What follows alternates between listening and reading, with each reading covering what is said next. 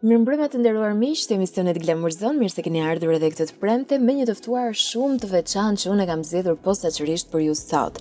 Në fakt do të mendoni që ishte një zgjedhje e lehtë dhe një intervistë e realizuar lehtë, por nuk ishte e tillë, këtë ja u siguroj, sepse kemi të paktën rreth 2 muaj që po e presim. Arsyet e vonesës nuk janë faji i saj, këtë po e theksojmë. Megjithatë në momentin e parë që ajo krijoi mundësinë, erdhi në Glamorzon, më tha edhe që erdhi me shumë kënaqësi sepse edhe më parë kishte ndjekur këtë emision, ma bëri zemrën mal, kështu që nuk po ju lë më gjatë të prisni për të parë Arsidën mirë se më erdhe zemra. Thashë të rreja mendje dhe të merra me të mira, por nuk funksionon. Gëzuar dhe mirë se më erdhe, kënaqësi që të kam. Me vërtet, është me vërtet një emision ndryshe që e bëj me shumë dëshirë. Faleminderit shumë. Ti ke dalë nga një eksperiencë televizive siç është Big Brother VIP. Për hir të vërtetës është një format shumë i madh, ka patur edhe nga ata njerëz që i kanë ndryshuar jetën. Në rastin tënd, ka ndryshuar jeta jote dhe nëse po si?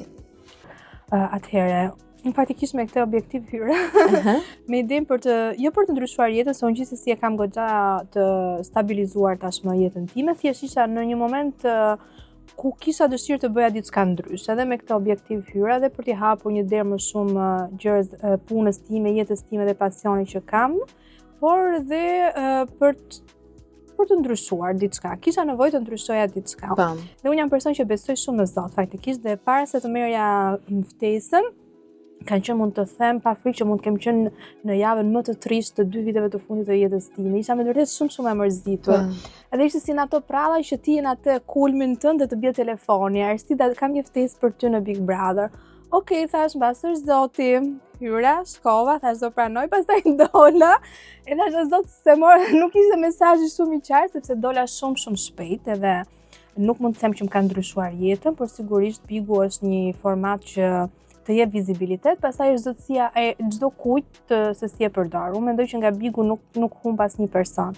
Dhe jam mirënjohëse edhe për atë pak kohë që pata në dispozicion, jam shumë mirënjohëse produksionit edhe personave që më bën pjesë. Veçanërisht edhe Sarës faktikisht, sepse unë pasi më bë ftesën, nuk ishte menduar se kur do hyja akoma dhe ja kërkova unë faktikisht duke qenë se mami do të vinte nga Italia, do të organizohesha me gocat, kisha gjithë do të vija në këmbë një staf të tërë për të hyrë në Big, ja kërkova Sarës, u tregua shumë e mirëkuptueshme dhe më futi që në fillim, kështu që jam falënderuese për çdo gjë. Atëherë kur ti kishe nevojë kjo ndodhi.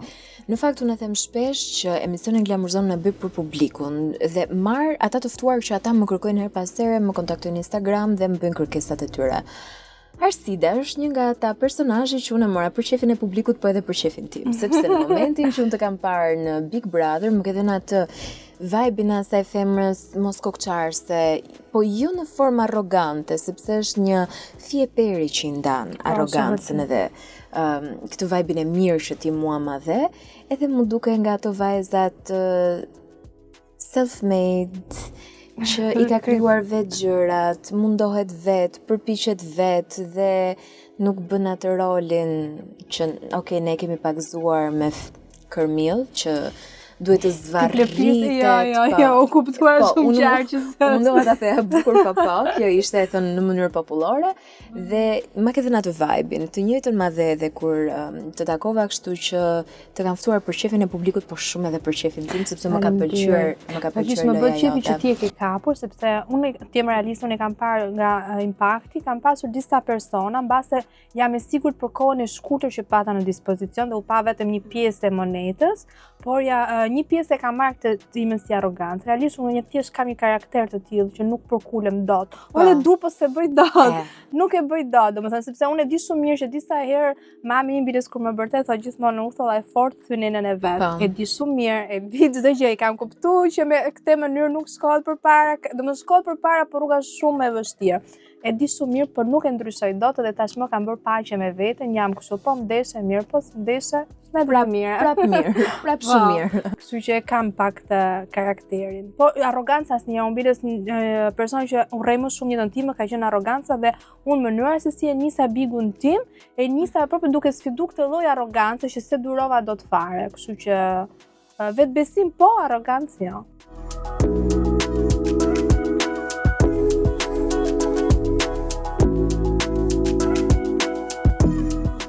Ti ke qëndruar për një kohë relativisht të shkurtër edhe e ke kuptuar edhe nga publiku. Unë nga të ftuarit ndër vite që kam patur në Glamour Zone, që kanë qenë edhe ish konkurrent të Big Brother VIP, ka patur nga ta që janë penduar kur kanë dalë. Në rastin tënd je penduar për diçka, për shembull the se isha mirë. Jo, nuk jam penduar, unë jam person që kur kam një eksperiencë jap maksimumin tim në atë gjë për sa kohë është. Nuk jam penduar absolutisht, thjesht mënyra e daljes, unë jam rënditur pak me thënë të drejtën, derisa e mbylla komplet çështjen, thash okay, bigu i mbaroi, hiku si hiku, shkoj si shkoj. Mënyra se si dola dhe konflikti që pata më pas, ajo më ka mërzitur shumë me thënë të drejtën. Por kur je mama, nuk ke shumë kohë me vramenin, sepse është ajo makineria po dhe okej, mërzitesh 2 net të hënën në orën 8 dhe ti jesh gati aktive dhe e harron, kështu që vazhdova përpara, por që të jam penduar jo. Meqense më përmend edhe vajzat edhe le të themi deri diku I paraprive pyetjes time, ti je mami 2 dashurive të vogla, janë 2 vajza, njëra 8 vjeç dhe tjetra 3 vjeç, ajo mbëlsira. Cila ka qenë pyetja më e lehtëshme që të kanë bërë vajzat kur ke dalë nga Big Brother VIP? Okej, vogla nuk kupton se është mami, ndërsa e madhja faktikisht unë të madhës nuk e kam ndjetur asnjëherë televizorin tek Bigu, por s'duam janë gjëra që diskutohen në shkollë. Dhe ajo ndonjëherë më habit me informacione, thot po ky, po kjo, them Elodi, po ti ku I morë? Është mirë informuar vajza. Më ka pyetur për shtëpinë e Xhuxhave. Mami ishte me vërtet kaq e vogël dhe kaq se ajo I kishte pëlqyer shumë. Pastaj më ka pyetur për personazhin, po më mirë mos I them. Po tregove sinqerte apo tregove diplomate? Basi çik diplomate. Po jo, s'po I them gjitha pyetjet që më ka bërë se përfshin personazhet e tjerë. Atje Arstida ka kaluar në rolin e diplomates që ne nuk para e shohim shpesh. Atje më vajzë, domethënë është ajo pjesa e mamit. Mundohemi të kemi atë fasadën pozitive. Më ka ndryshuar shumë edhe unë mundohem të jetë shumë diplomate, shumë profesioniste kur vjen puna tek raporti që kam me vajzat.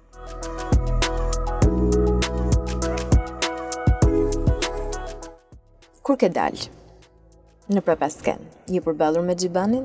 O zoti ma. Ti mos më thuaj që mendove që kjo pyetje nuk do të bëhej. Jo, se mendova me thënë të drejtën, se s'të kam menduar shumë, po do të tregoj realitetin se çfarë ka ndodhur. Nuk e kam takuar për disa korriesh, e kam takuar para domethënë nuk e takova kur doli dhe kur hyri, e takova tani që mbas rihyrjes. Faktikisht isha ulur kur erdhi dhe nuk e prisja dhe erdhi drejt meje me shumë dashamirësi dhe më takoi. Unë jam person që njëherë që them koka që falet nuk pritet më, unë mbarum muhabeti, u mbyll, nuk më pëlqen të mbaj natë më ri, sepse janë gjëra që më peshojnë mua dhe nuk dua të mbaj natë më ri. Normalisht nuk jam person që bëjmë shok e shoqe, puçi, jo, nuk jam që mbaroj dhe hajde tash pi me hajm bashk, por e vlerësova dhe në prapasken, faktikisht kur folëm me njëri tjetrin, më shkruajti edhe numrin e telefonit dhe më tha për çdo gjë që të kesh nevojë, më shkruaj dhe më thuaj. Kështu që e kam vlerësuar dhe po e them si një raport pozitiv. Po.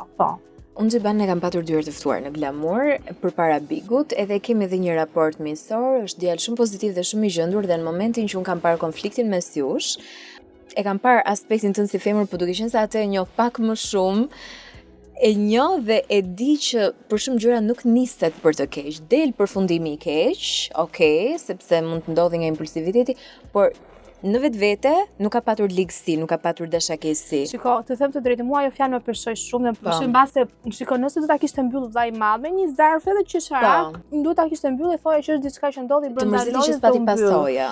Nuk pati as, domethënë, më duk sikur më ra gjithë pesha mua. Pastaj edhe familja ime u ndje shumë keq, dhe nuk doja që këtë përgjegjësi ta kaloja, apo ta leja të hapur, apo të jepja detyrën apo detyrimin të mendoj babi im se duhet të më mbroj apo diçka tjetër. Unë shkova për qef, shkova për spektakël, nuk shkova unë me numru tokat, apo me më tregu moralin, apo me më thënë mu kushte dhe si qa, dhe doja që të mbyllej si gjë. Duke qenë se u preka, mbas edhe i dhash më shumë rëndësi se ç'kishte. Por unë i qëndroj mendimi që dhe të betohem, unë asnjëherë nuk e kam patë Prime Video në YouTube-it Prime kur kam pas debati me Xhibanin. Domethënë aq që nuk duhet ta ripërjetoj. Jo, nuk dua fiks, nuk dua ta ripërjetoj. Dhe po ta shohësh unë aty kam shku me këmishë, domethënë as nuk kisha dëshirë të visha një fustan, domethënë kam vesh si palxhinks edhe një këmishë atë Prime. Dhe kam shku thjesht se duhet ta bëja si gjë, sepse ishte me të vërtetë e rëndë. Pastaj normalisht si çdo gjë kur të kalon e kupton që okay, mbasi ke thënë, pastaj Xhibani hyri dhe vazhdoi dhe tha qyq, pas kam qenë lule, kur vazhdoj, pas kam qenë lule, edhe për atë i dhash më shumë rëndësi, por i qëndroj fakti që gjithsesi çdo person duhet mbaj përgjegjësitë e veta. Ma the për të mirë, s'ma the për të mirë, nëse ti thuan diçka gabim, ti duhet mbash përgjegjësitë e tuaja. Nëse lëndon dikë duhet kërkuar falje. Dhe mi të gjitha nuk ajo që them unë dhe që i kam qëndruar gjithmonë, është që duhet të stopojmë këto gjërat e vogla, mos të kalojmë te gjërat e mëdha. Dhuna verbale është afër dhunës fizike. Pik. Kjo nuk ma ndryshon njëri këtë opinion. Kështu që çdo gjë duhet të ketë përgjegjësitë e veta, se nuk mund t'i thush, nuk e vjen dyshim që Xhibani është njëri mirë, se thash, po mos ishte nuk e kisha taku. Por që ai ka luajtur në mënyrë, pastaj është personazhi i tij, a personi nuk e di, se nuk e njoh, por që ka luajtur në mënyrë agresive dhe ofenduese ka luajtur, dhe për mua në shumë raste ka qenë e tepërt dhe duhej frenuar. Shpresoja shumë që ta frenonte veten, se është më vërtet mendoj që është ndër më të zgjuar që ka pasur Bigu dhe më i përgatitur nga ana intelektuale, por këtë mënyrën agresive të rrugës për mendimin tim duhet ta ndaloje vetë. Ja këshilloj si kushëriri i tim, domethënë, nëse më dëgjon.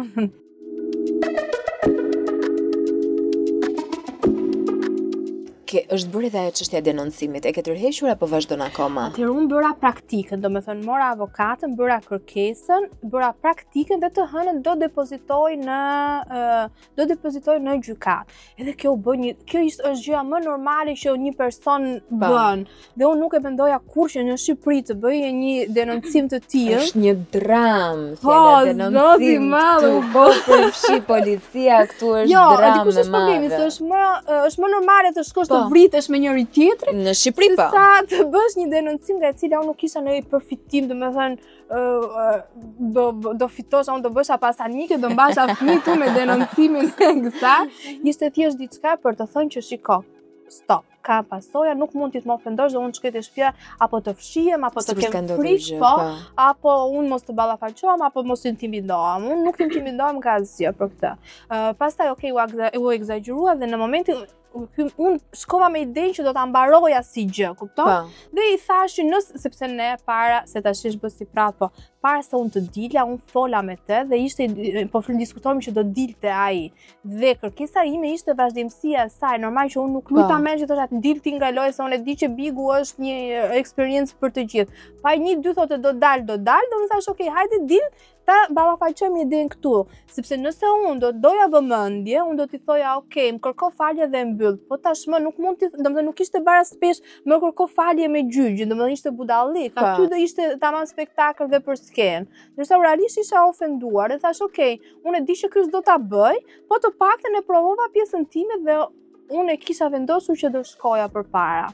Pastaj ai si një mea culpa profesionist që është, e bëri shumë bukur pjesën e tij dhe mua me vërtet më preku kur tha edhe mënyra se si foli, jo po pjesën time me revajzë. Komunikimin nis çdo gjë, sa kollaj që mbyllen gjërat. Tash ç'ti bëj unë këtij pastaj? Pastaj fola dhe me Armin, patëm një muhabet, tha ç'a do të lëre këtë eksperiencë ta bëj. Edhe babi më shkruajti boll, nuk kemi mbyll çka ke pas me mbyll, në rregull, edhe pastaj domethënë nuk ka kaluar në gjykat. Pastaj mora ofendime të tjera, pse e mbylle?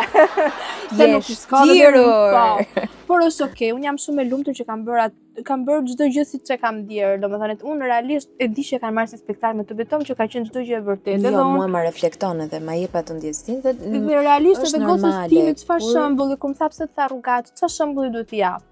Thosh, okay, mami, ka persona që ta bëjnë këtë gjë, ti si vepron, nuk duhet t'i intimidosh. Duhet të po, në mënyrë civile ti duhet ta pranosh, domethënë duhet ta mbrosh veten tënde, se nuk kjo është një mësim që ka marrë në jetë, askush nuk do të vinë nga qielli të të mbrojë. Dhe besoj u pa. Nuk është se unë ngretë një që të më mbronte, kështu që për forca që do të mbroja veten dhe ta çoja gjën deri në fund. Ishte e vogël, ishte e madhe, mua më rëndoi.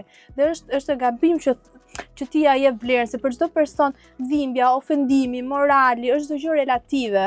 Diçka që për ty është qesharake, për mua është e rëndë. Unë jetën time nuk më ka rastis për shembull që të kem meshkuj të rënd apo ofendime të rënda. Unë dhe familje për shembull babin tim se kam parë kurrë këtë ngrit dorën s'bëhet llaf, o babi im që të ofendoj mamin në mënyrë të rëndë. Është një ambient edhe një mënyrë komunikimi që nuk unë nuk e pranoj dhe më peshon. Pastaj thash, kur pash pastaj çau bë. Thash që mirësida. Për kaq.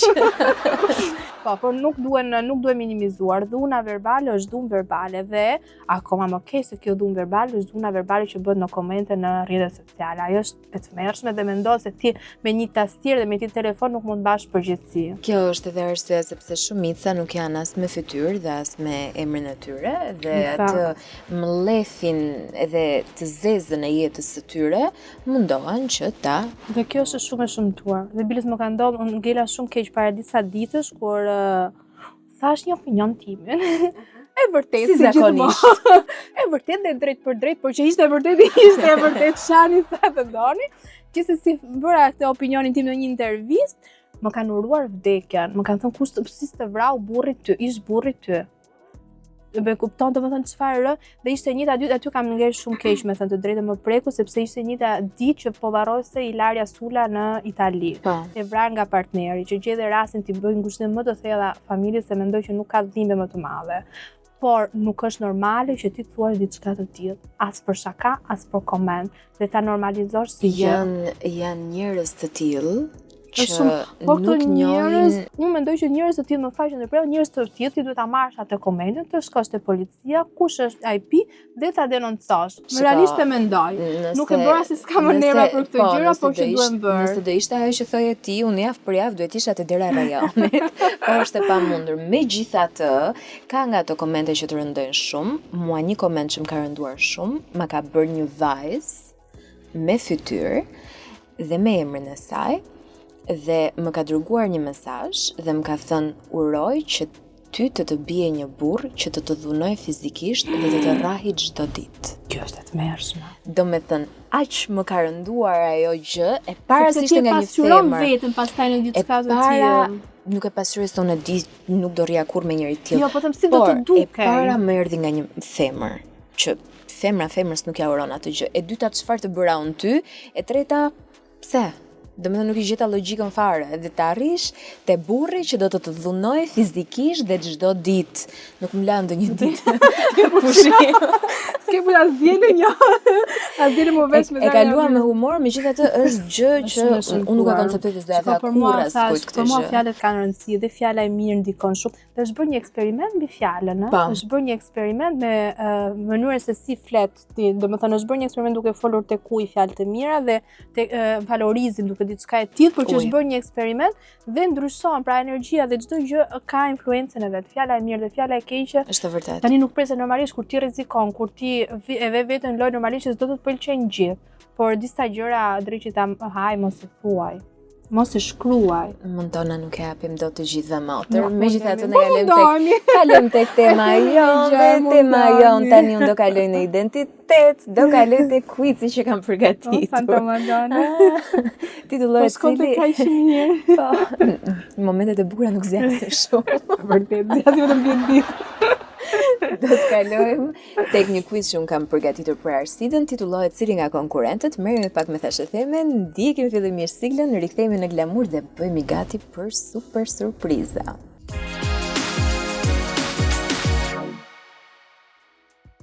Cili nga konkurrentët, tani unë do të bëj pyetjen dhe ti do të ma lidhësh me emrin e konkurrentit dhe me arsyen. Okej, nuk e më thjesht, por.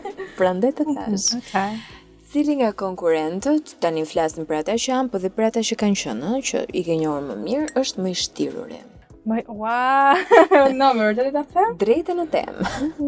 Më i shtiruri. Pam. Më i fshehur apo i shtirur? I shtiruri e shtirura është për të dyja e gjinita. Shikoj ta them se mendimi im nuk është e vërtetë. Por atë të kemi ftuar më natër. Kam të drejtë të them mendimin tim. Jepi.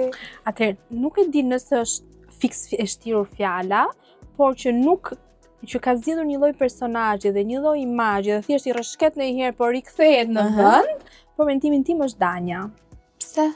Sepse Danja nuk e tregon, domethënë unë kam pas një konflikt me Danjën ku më bëri të kuptoj që nuk është sikur të them unë, e di si është muhabeti, është kështu. Po mos pimi shampanjë, mos pim. Edhe, kupton? E kuptoj. Pra, ose ti e hiq te gotën edhe më thu shiko mos pi shampanjë se nuk bëhet, por nuk mund të kritikosh të tjerë, ndërkohë që ti, kur ke mundësi e bën më keq, jo e bën vetë, e bën shumë më keq këtë gjë. Dhe për mendimin tim nuk e ka treguar pjesën e saj të karakterit, është sigurisht zgjuarsi, ka pasi objektiv të qëndroj, funksionon, sepse në fundja nëse ti nuk ekspozohesh, ka ditur ta bëj pjesën e vet, e absolutisht ja jap meritën e zgjuarsisë. Por e hy te kategoria që më kërkove. Cili nga konkurrentët bën gjithçka për famë?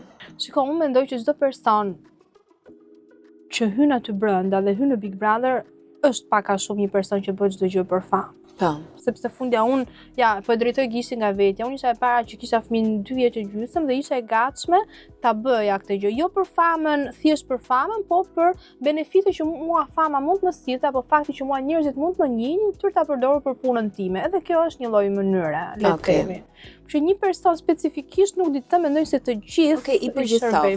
Po, të gjithë.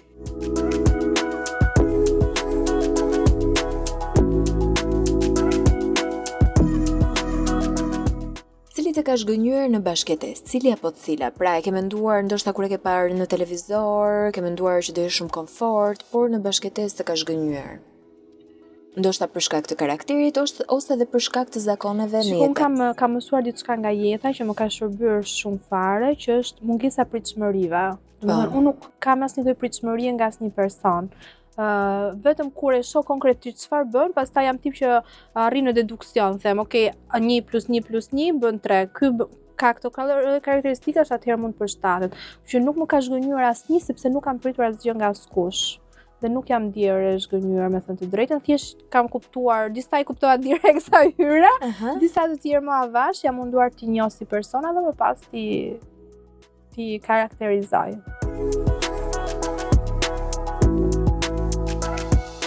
Cili nga konkurrentët është më i qetë gjatë javës, po vjen ai Prime dhe lulëzon, i ndryshon fytyra? Rozana lulëzon në Prime. Rozana vesh fustan. Nga momenti që vesh fustanin, është komplet tjetër. Për gjatë javës lulëzon ajo se është e përfshirë në debate, nuk është kaq e përfshirë në debate sa duket në Prime. Okay. Por ai momenti që vesh fustanin e Prime-it, domethënë merr posturën, ka rolin e Prime-it. Rozana ka rolin e Prime-it.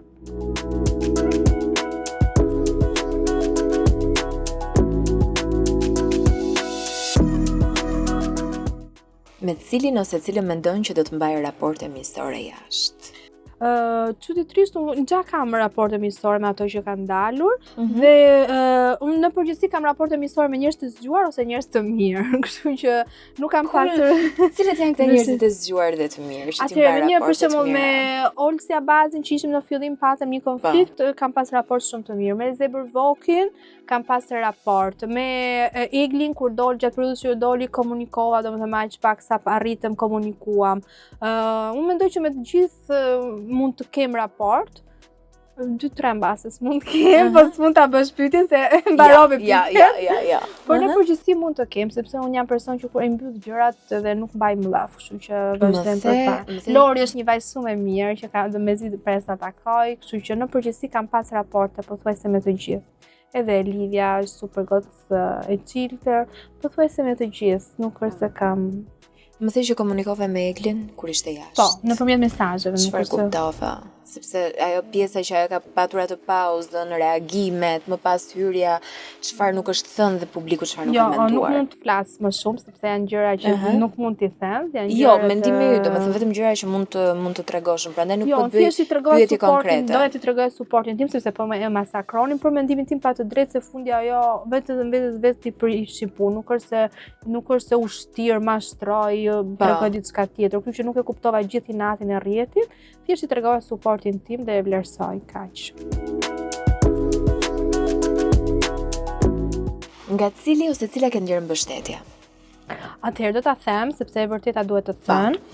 Në momentin e konfliktit të fundit që pata, sidomos në Prime, ku ajo gjë u bë gjigante, domethënë pas konfliktit të parë, se ka qenë një konflikt që ka zgjatur 2-3 ditë, që u mbyll me atë pjesën e fjalës ligjore, tutore, që unë jam shumë e sigurt për çfarë kam thënë.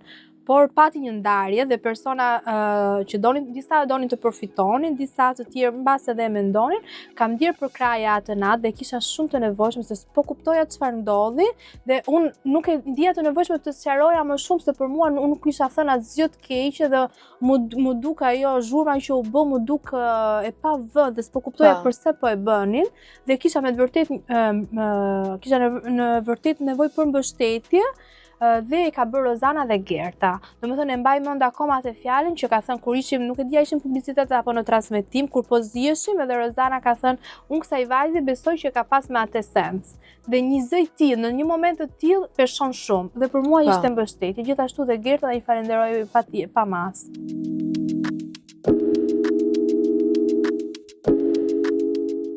Sipas mendimit tënd, cili ose cila ka strategjinë më të fortë? Strategji. Po. Laerti. Aparte që përveç idesë që unë mendoj që Laerti dhe Rozana kanë një strategji të përbashkët, domethënë janë dy role që kanë për një qëllim të vetë, por kjo është teoria ime konspirative, kështu që nuk është se nuk është se mund ta çoj deri në fund se është budallik që mendoj unë, por që në lojë e kanë bërë, domethënë si gjë, mendoj që roli i Laertit ka qenë të luajë të bëjë mirë me të gjithë dhe t'i pres në shtek, që pastaj ti masakroj në momentin e duhur. Mendoj që Laerti.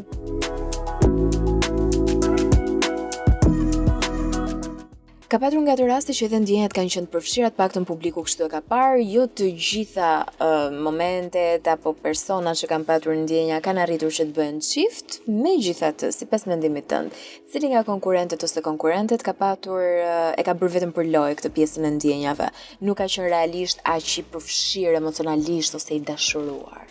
Saç ka thënë. Mendoj se Gjesti e ka bërë. Domethënë e ka mbajtur lojën sepse interesante me pjesën e Eglit. Po nuk ka bërë si dashuruar. Nuk ka bërë si dashuruar, nuk ka thënë ne do martohemi bashkë, por që donte ta përdorte këtë gjë dhe që interesonte ka qenë mjaft e qartë, besoj unë. I ka dhënë shpresë?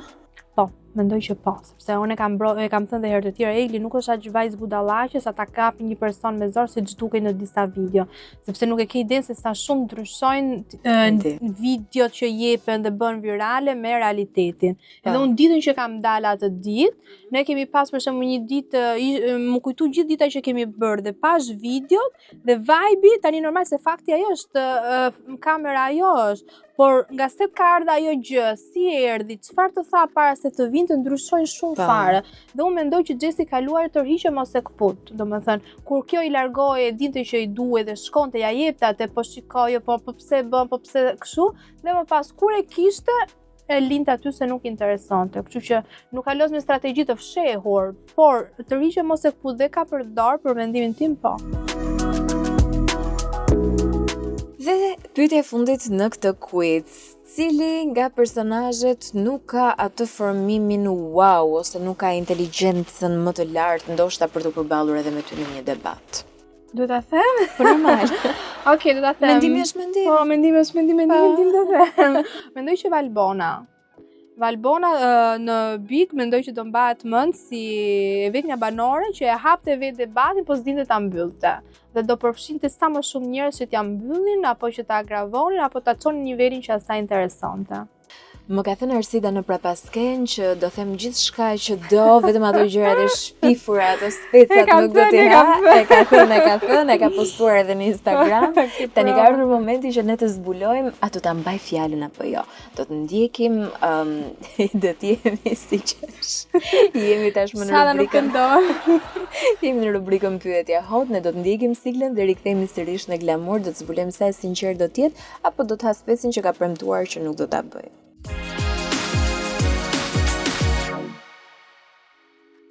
Jemi në rubrikën pyetje hot, ti tashmë e di si funksionon, nuk ka nevojë për prezantim. Por për atë pjesë të publikut që ndoshta dhe nuk e kanë ndjekur më aq vëmendje, që do ishte çudi, sepse më thon për 6 vitesh që vazhdo e mbaje. Atë rubrikë sidoqoftë, si e vesh nëse Arsida nuk përgjigjet, do të has pesin ndjekës që ka thënë që nuk bëhet fjalë, kështu që unë po dal drejt në temë. Kur ke dal? Cili moment, dhe kur ke dal dhe ke parë gjërat më qartësisht, cili moment të ka habitur, të ka shokuar? Cili moment më ka shokuar? Atëherë jam çuditur për mënyrën se si më ka parë një pjesë e publikut. Sepse unë ka parë, më ka parë si negative, si me mbledh. Pse? Unë kam shumë gjëra, shumë probleme dhe gjëra negative në tipin tim, por e mbushur me mbledh, inat, ziliqare, arrogante nuk jam. Po e pan zilin ata? Po ku digjon, nuk e dion. Shiko, ajo varet se çfarë preferon. Për shembull, unë preferoj shumë dhe më pëlqejnë dhe më intrigojnë njerëzit që kanë sarkazëm, njerëzit që kanë ironi. Mua më pëlqen shumë sepse mua më duket edhe si loja, kupton, hidhe, prit dhe dua dhe më pëlqen edhe në komunikim. Po flas personal, që duat ma kthesh me ironi dhe mua të ma vësh trurin në punë dhe unë të përgjigjem, po kjo është gjë. Është diçka që e kam. Është arrogant. Është, shiko, unë me origjinë jam nga Dibra dhe është ti mund të hikësh nga Dibra, po Dibra nuk hikën nga ty. Dhe nuk mund ta kesh ADN Dibranë dhe mos ta kesh ironinë. Domethënë është pamundur. Po edhe në familjen, edhe me babin, edhe me kushtyret kur flasim, hedhi me presin batuta gjatë gjithë kohës. Kështu që është diçka. Po nuk ka pse të merret patjetër për keq. Këtu e kam fjalën. Mua kjo gjë më pëlqen. Bën ironi, pse bën duke kështu. Pse të punon truri? Ndoshta. Jepe, nuk e thash unë. Unë e thash. Po unë kur hyra në Big, unë thash do hy për të lozur dhe mua më pëlqente spektakli dhe ideja. Tani çfarë ty ti bëja gjithë shoqja, çfarë do shifte publiku. E bukur e Bigu dhe kjo është, jemi dy karaktere të ndryshëm ballafaqohemi, pastaj jepja publikut ta vendos kush shoqë dhe dil prehmin tjetër. Bëj gati mos jap valizhat fare. Po çfarë sensi kishte? Plus se unë kisha hyrë për një objektiv shumë të qartë, domethënë unë jam person kur e bëj diçka e di sepse po e bëj dhe ku po shkoj. Jo, po ti e ke thënë aty, unë kam hyrë me objektiv të qartë. Po unë doja fitore, me të drejtën, dhe nuk doja ta fitoja duke bërë gjë tani do bëj shoqë, pastaj do tregoj veten. Publiki dash, unë jam. Se s'ke ma gjetë e lodhur. Po, nuk, jo se s'di ta bëj, nuk du ta bëj. E lodhura, thash e lodhura. Nuk lidhet kjo gjë. Os më do. Edhe unë kam qenë sepse tha, jo, po loja ishte, më bën një koment, loja ishte shumë, u mor vesh shumë. Unë atë doja. Po, thash publikun kam hyrë këtu për fitoren. Më njih, po më pëlqen dhe ma jep. Më majtë 2 ditë okej, më majtë 10 ditë faleminderit, shtetet mirë. Tani unë të kam thënë që loja jote më ka pëlqyer. Karakterit më ka pëlqyer, në një vend nuk më ngjitet shumë, të ta them. Po, ta thuaj, se dua ta dëgjoj tash. Me Rozin çfarë kishe? Se unë Rozin e dua fort dhe kam deklaruar. Dhe ma thuaj. Jo ta them këtu.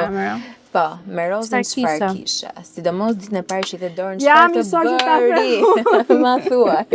Atëherë, unë hyra me idenë që do lozja në përgjithësi. Normalisht, shiko, momenti që unë kam hyrë ka qenë me vërtet. Betohem që kam qenë kështu, nuk kuptova si gjë, sepse isha në zyrat e topit, rrugës duke hyrë u bashkua dhe Gramozi, djali nga Kosova, që unë se kisha parë kur në jetën time. Gramozi ishte në shok adrenaline, nuk dinte se çfarë fliste fare, domethënë ishte kështu vetëm fliste, ishte pas sens, edhe që po vazhdonte të fliste, domethënë ky jam person shumë i qetë në përgjithësi. Ishte ky që po jepte emocion akoma më shumë gjës. Pastaj kur hym brenda, dham dorën dhe Rozana, gjatë thjesht mënyrë ato kishin pasur edhe momenti, ishte me të vërtetë, domethënë unë mendoj që nëse produksioni do ta kishte bërë me lapse me letër, nuk do dinte kaq bukur situata siç doli. Ato kishin pas një problem dhe Rozana në momentin që hym, nëse keni diçka për të na bërë për të qeshur, mund të na thoni, thash, "Qyçe po kem çaj unë klau me bën." Unë s'di ku jam për vete të bëj ty me qesh. E thash, "Okej, në rregull, po xha fillova të ndjeja pak siklet." Pastaj po dëgjoja Rozana pyeti 3 herë Gramozi, "Nga je ti, nga të kemi nga je?" Dhe po shija këtë idenë për tu unë e ndjeva si një dëshirë për t'u imponuar, me kuptimin që hajde se erdhët te unë, rrini urt, kënaquni, po jeni te unë, gjithmonë mos e harroni, dhe mua kjo gjë s'më pëlqen, absolutisht. Edhe dole në origjinë. Dhe më pas kur më pyeti, të beton nuk është se mendova, më erdhi shumë origjinale.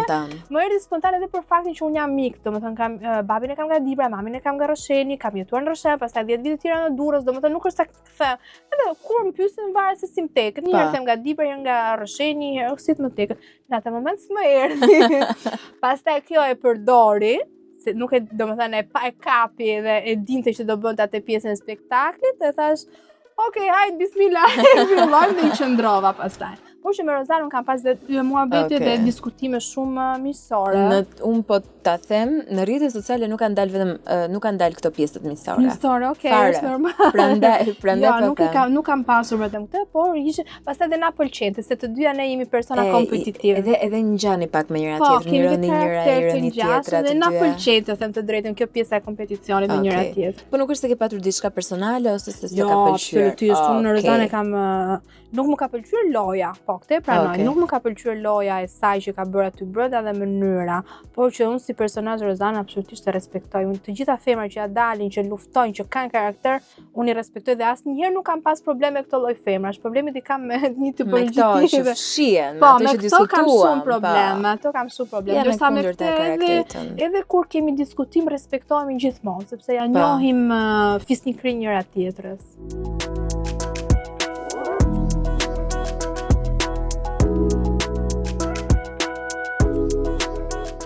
Ishim tek femrat luftëtare që ti mua mi përmënda. Tani, ti je nën single.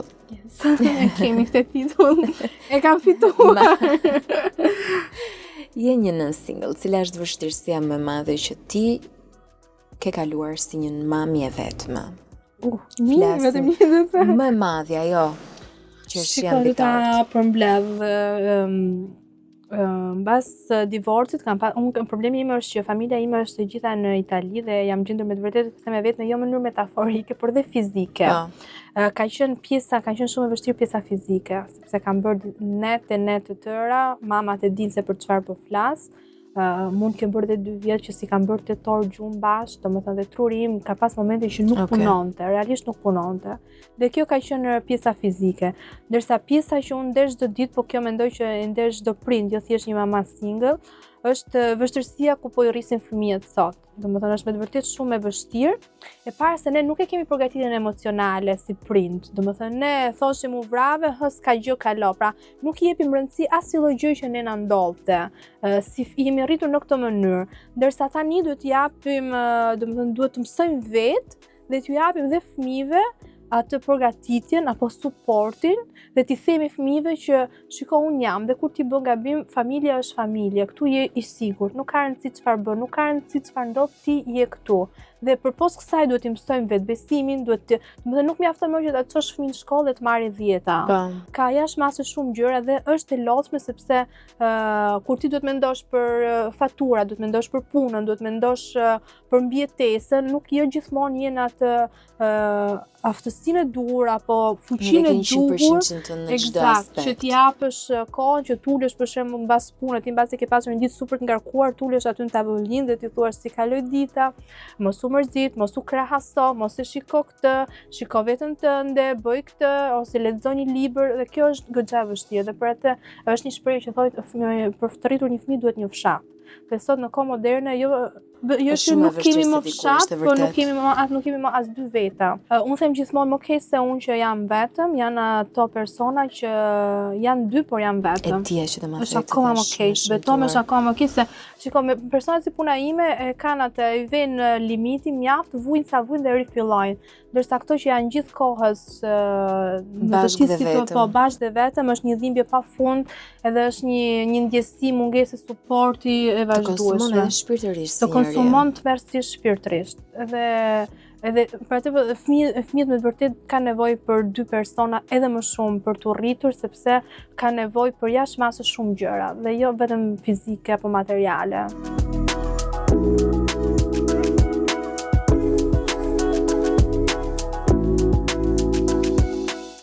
Në momentin që dy persona janë të divorcuar, të paktën flas për rastin tuaj dhe dy prindër të kohëve moderne, por ti që po e kalon në kurriz, është e vështirë që të mbajnë raport miqësor pavarësisht gjitha problemeve që kanë patur për hir të vajzave?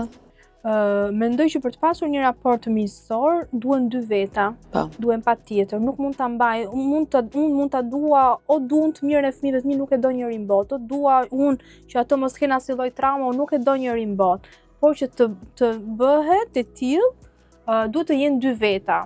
Dhe duke qenë se pas divorcit, do të thënë nëse ti ke arrit në divorc, do thotë që kishte diçka që nuk shkonte, pra kishte mos mirëkuptime. Dhe mendoj që duhet pak kohë, do të thënë ka persona që kanë fate dhe e bëjnë direkt, që i mbyllin ose janë të zgjuar, nuk e di, ka të tjerë që besoj se ju duhet kohë. Por është diçka që duhet bëhet nga të dy patjetër. Nuk mundet vetëm një person ta impostojë situatën për të pasur një marrëdhënie të qetë. Ju jeni, me sa po kuptoj, në fazën që duhet kohë. Na duhet. Dojçik. Ja, unë jam idealiste dhe kam shpresa për të ardhmen që çdo gjë të bëhet më mirë. Bëhet. E ka vërtetuar koha që bëhet.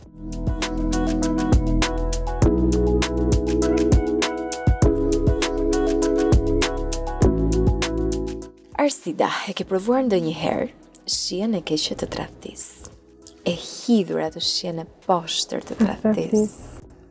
Me sinqeritet. Atëherë, me sinqeritet do ta them se ato specat unë s'do t'i haj. E ka vendosur. Atëherë, siç po të unë jam person shumë idealist. Për mua nuk është tradhtia fizike. Nuk e do kur nëse arrin pjesa tek pjesa fizike ka mbaruar si muhabet, nuk e marr më fare në konsiderat. Për mua është tradhti duhet si ta them Python, për mua është tradhti edhe kur ti nuk i do të mirën tjetrit, apo kur ti bën diçka, apo thuan gjëra që e lëndojnë dhe që e dëmtojnë. Pra nëse ne të dy qëndrojmë bashkë dhe kemi objektiva, dhe më pas kur ti nuk ke më këtë lloj interesi tek unë, harron se çfarë kemi kaluar, apo ke dëshirë që të më shohësh keq, apo nuk do që t'ja dal, apo do që t'jem në limitet e mia, apo kur ti e shef që unë jam në limit, dëshiroj që të ma vesh këmbën, por mua kjo është një lloj tradhtie, se ti fundja mund të ndahesh, edhe ti duash të mirën tjetrit, ose thjesht mos ta duash, po mos mundo. Është ligësi. Domethënë ligësia është hapi i fundit. E di pse i quaj unë tradhti këtë pjesë, domethënë e fus ke një pjesë të tradhtisë dhe ajo më e keqe, sepse supozoj që ne të kemi kaluar gjëra bashk. Domethënë nëse ti arrin në këtë limit e quaj tradhti sepse do thotë që nuk e pas gjë më përpara, do thotë që ka qenë e gjitha fasad, ka qenë e gjitha interes. Dhe ndaj e quaj tradhti ideale për mua. Domethënë është ai raport që ne duhet kishim, por që nuk është. Kam lexuar një shprehje. Shumë e hidhur. Shumë. Kam lexuar. Është më e hidhur se kjo fizikja. Po. Pa të fizikën e ke provuar? Në atë nisa në fakt po. Pra se ku përfundon, po unë thash jam idealist, unë jam një peshk idealist, nuk ka problem, unë pyes prapë. Jo, nuk e kam provuar me kuptimin që nuk e kam provuar me fakte, por që jam ndjerë e tradhtuar, kam ndjerë tradhtin në atë ke parasysh në atë ogjakun e shtëpisë, le të thuash. Në atë idenë që ne kishim, por që nuk ishte reale siç e mendoja unë. Për këtë kalova ke tradhtia ideale se i rash nga kina. I rash të po ishte e kuptueshme dhe po më thoje që ka faza të ndryshme të tradhtisë dhe ka dhe njerëz që dhe kur ndahesh nuk duan më të mirën për ty dhe duan që ti të kalosh në limitet e tua dhe të vënë shkelmin në kokë kur ti je në limitet e tua. Dhe harrojnë se çfarë keni kaluar. Exact. Kam lexuar një shprehje së fundmi që thotë mos harro që çdo ditë njerëzit zgjohen me ndjenja të ndryshme. kjo e ul pak atë pjesën e idealizmit. Po ta mendosh, të bën pak më realiste. Po, çdo ditë njerëzit zgjon mendime të ndryshme. Ja, kjo është një shprehje që nuk e përkras. Unë jam tip shumë besnik. Domethënë i qëndro. Ndryshoj mendime, por nuk e pranoj, domethënë, jo se pranoj, po okay. Kjo është diçka që ndodh. Rëndom. Nuk është personi që mund të rriafë me. Por nuk e pse ti të zgjedhësh një person të tillë. Po. Unë preferoj të rri vetëm se sa të bëj kompromise me gjëra që duhet të ketë një person apo një partner pranë meje. Është shumë e vërtetë. Jo, dhe jam dakord me ty. Thjesht po thua që të paktën kam kuptuar, po ekzistojnë dhe është një çështje tjetër ndaj realitetit. Disa gjë shëmtuar është kur nuk e njeh më person, kur ti je shef një person dhe nuk shef më atë që ishte shumë e shëmtuar. Kjo është ajo që po thoja. Si do të reagoje nëse njeriu i të zemrës do të flirtonte pas krave të tua? Nuk do të rrethonte, jo fizikisht. Të kishte marrëdhënie të mirë, po të flirtonte. Nuk të pëlqen. Nuk je nga ato që bën konsensuse të tilla. Bilës unë them okay, ta provoj dhe unë. Domethënë është diçka e bën ti, okay, ta bëj dhe unë, do të pëlqente. Do të pëlqente. Ty do të pëlqen, nëse ty të pëlqen, atëherë okay. Se shikosh ndryshe nëse ne të dy vihemi dakord që jemi një çift i hapur dhe e bëjmë të dy, okay, unë respektoj shumë këto persona. Keni marrëdhënie me ju të dy. Edhe vështirë të funksionoj gjatë. Jo, ka dhe që funksionon. Gjatë? Ka që funksionon sepse të dy janë dakord, biles mbase shkojnë dhe më gjatë. Sepse ne dim se çfarë jemi. Është pak, nuk është marrëdhënie tamam. Është pak, por pak që funksionon. Okej, po është thjesht pak. Nuk e bëj dot. Për mua ose je me mua ose nuk je me mua. Unë ose jam me ty, ose nuk jam me ty, kështu që nuk i bëj dot, nuk bëjmë për mua. E di, jam një shpirt i vjetër i kohëve antike që nuk shërbën në kohë moderne, por kështu jam. Që gjeta një shoqe, shumë mirë. Kjo ka qenë intervistë super e frytshme. Cilat janë 3 pjesët më të keqkuptuara të karakterit tënd dhe pse? Nga njerëzit flasim. Nga të tjerë. Po. Mendoj që pjesa e ironisë. Ironia, arroganca. Që se ke? Jo, që nuk e kam, por që ne po themi që ke pjesë të karakterit. Që e kam.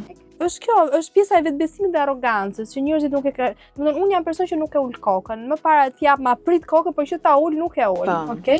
Unë mendoj që është edhe kjo pjesa që ti je shumë e prerë. Po. Sepse ashtu jam edhe unë, edhe unë jam shumë njëri i prerë. Por dhe i drejt për drejt. Faktikisht unë edhe po punoj pak me këtë pjesën time të drejt për drejt, sepse kuptoj që disa njerëz nuk e përballojnë dot. Po ti jeton për veten tënde. Po, nuk e përballojnë dot, që duhet të kem pak kujdes, por shikoj 2 ditë më zgjat, pastaj dal identitet. Del në origjinë, nuk dhe më mirë. Drejt. Je origjinale, kush të do, kush të do, nuk e do. Kjo nuk kam qenë gjithmonë kështu. Kjo është diçka që kam arritur me veten time duke punuar. Domethënë unë do formoj karakterin tim dhe në momentin që ti formon karakterin tënd kush je, personat e vërtet afrohen vetë të tjerët që të duhen.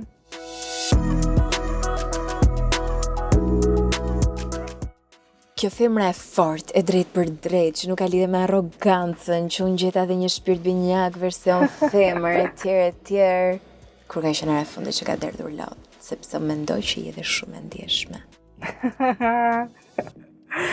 Okej. Natën, zakonisht. Kur ka qenë hera e fundit që kam derdhur lot, kam qenë me datë. Jo, do ta them kam qenë pasi kam dalë nga Bigu, sepse u mërzita për mënyrën doja diçka tjetër, shpresoja diçka tjetër, thash, fola me Zotin, thash, s'u kuptova shumë qartë. Qa ishte kjo gjë, po pra, sepse me të vërtet në mënyrë se si më erdhi oferta dhe kërkesa më duket sikur me të vërtet ishte ai momenti që unë kisha kohë që po e prisja një bum të jetës time dhe shpresoja që të vinte. Dhe nuk e kuptova, jam mërzitur me thënë të drejtën me mënyrën se si ndodhi. Faleminderit shumë që erdhe. Ma ke për shumë qefin. Faleminderit të bellissima. Dhe mezi përpres që edhe ti puthësh vajzat nga unë, sa të shkosh në shtëpi. Do të sjell ti takor se do kesh më me kënaqësi më të madhe. Po, duke parë mamin e marr me mend domethënë produktin. Vajzat e mia janë më shumë se vajzat e mia. Janë unë 2 fish. Edhe të uroj shumë sukses në projekte. Sukses të ty, sepse është me të vërtet një emision shumë i bukur dhe vjen dëshira që ta shoh për çfarë ka ndodhur. Faleminderit shumë. Të nderuar miq, kjo ka qenë gjithçka e përgatitur për mbrëmjen e sotme. Më ka nderuar me praninë e saj në limuzinën e Glamour Zone.